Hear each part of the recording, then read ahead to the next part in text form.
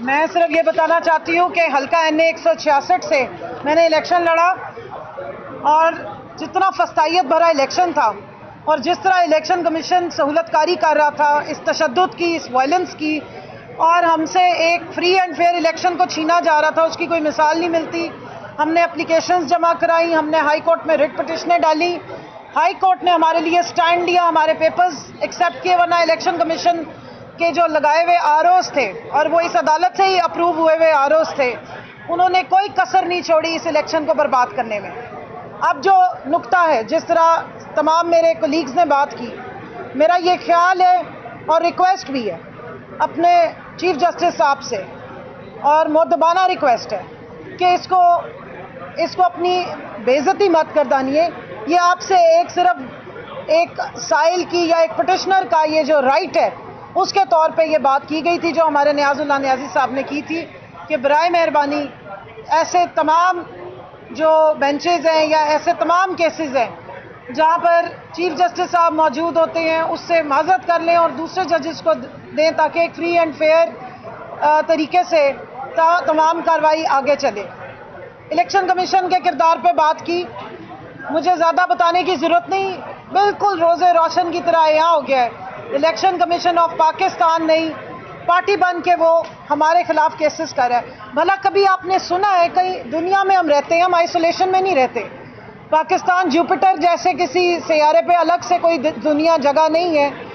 ये हमारे पीछे एक पार्लियामान है जिसने तमाम दुनिया की पार्लियामान्स में, एक IPU है, इंटर पार्लियामेंट्री यूनियन, उसमें भी साइन किया हुआ है। एज अ कौम, एज अ मुल्क हमने UN के बहुत सारे चार्टर्स और कन्वेंशन पे साइन किया हुआ है, हम उसके मेंबर हैं। हम आइसोलेशन में नहीं रहते। तो दुनिया पे नज़र डालिए और चेक करें कि क्या इस तरह के जो सो कॉल्ड आईनी इदारे होते हैं वो क्या लोगों के पीछे जाते हैं केसेस लेके? क्या वो पार्टी बनते हैं अगेंस्ट पॉलिटिकल पार्टीज?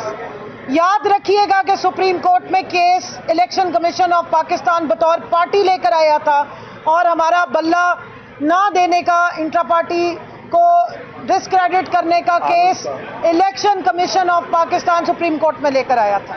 ये रिवायत भी पाकिस्तान में डली है कि कोई इदारे जो हैं वो पॉलिटिकल पार्टीज के अगेंस्ट, लोगों के अगेंस्ट, पॉलिटिकल जो पार्टिसिपेंट्स या कैंडिडेट्स हैं उनके अगेंस्ट जाके अदालतों में पार्टी बन जाए, जबकि आइन के मुताबिक इदारे पार्टी नहीं बन सकते। जब हम इलेक्शन के ट्रिब्यूनल में केसेस लेके जा रहे हैं तो हमें बताया जाता है कि इदारा जो है वो पार्टी नहीं बन सकता, तो आप पार्टी किसको बनाएंगे? लेकिन हमारे पास यह रिवायत मौजूद है कि सुप्रीम कोर्ट में इलेक्शन कमीशन ऑफ पाकिस्तान बतौर पार्टी आया अगेंस्ट पाकिस्तान तहरीक इंसाफ का बल्ला लेने और इंट्रा पार्टी की जो हमारी इंट्रा पार्टी जो हम 3 दफ़ा करा चुके हैं उसको ख़राब करने के लिए, और एन उस टाइम पे आया जब इलेक्शन सर पे था। और उसके बाद ये भी याद रखिए कि 13 जनवरी का रात को जब फैसला आता है तो बैलेट पेपर्स पे से पहले ही बल्ला गायब कर दिया जाता है। ना इंडिपेंडेंट्स के लिए बल्ला छोड़ा गया, ना किसी पार्टी के लिए बल्ला छोड़ा गया। उस बैलेट पेपर पे बल्ला नहीं था। इलेक्शन कमीशन ऑफ पाकिस्तान को क्या इल्हाम हुआ था कि फैसला PTI के अगेंस्ट आने जा रहा है? ये सवाल है बहुत बड़ा। जिस तरह इसी तरह का सवाल इस कोर्ट में हुआ था, और मेरे ख्याल में मोहतरम मंदोखेल साहब ने पूछा था आर्ग्यूमेंट के दौरान ही, अगर आप सारी प्रोसीडिंग्स रिजर्व सीट वाली भी उठा के देख लें तो उसमें ये आपको नजर आएगा कि क्या PTI को पहले से इल्हाम हो गया था कि उनको बल्ला नहीं दिया जा रहा, जो वो सब इंडिपेंडेंट चले गए थे। तो भाई हमने तो 2 चॉइसेस रखी हुई थी। हम तो सारे जो है मुतासरीन थे। हमने दोनों तरह के फॉर्म्स जमा करा दिए थे। एक पे PTI लिख के जमा करा दिया था, एक पे इंडिपेंडेंट लिख के जमा करा दिया था, क्योंकि हमारे लोगों ने बताया कि जब आप PTI लिख के जमा कराते हैं वो फॉर्म रिजेक्ट कर देते हैं।